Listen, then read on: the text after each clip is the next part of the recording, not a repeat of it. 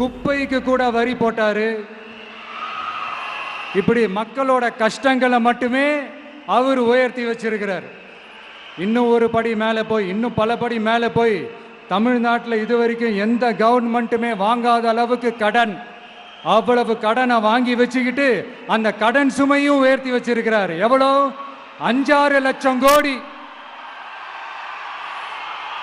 இத்தனை லட்சம் கோடியை வாங்கிக்கிட்டு எத்தனை பிரச்சனைகளை சால்வ் பண்ணியிருக்கலாம். அட்லீஸ்ட் நம்ம இளைஞர்களோட அந்த கல்வி கடன் அதை ரத்து செஞ்சிருக்கலாம். சரி, இப்போ நம்ம விக்கிரவாண்டி மாநாட்டுக்கு போவோம். அந்த மாநாட்டில் நான் என்ன சொன்னேன்? நம்மளுடைய அரசியல் எதிரி யாரு? திமுக. நம்மளுடைய கொள்கை எதிரி யாரு? பாஜக. அன்னையிலேருந்து இன்னை வரைக்கும் அந்த ஸ்டாண்டில் ஏதாவது மாறணுமா? இல்லையே.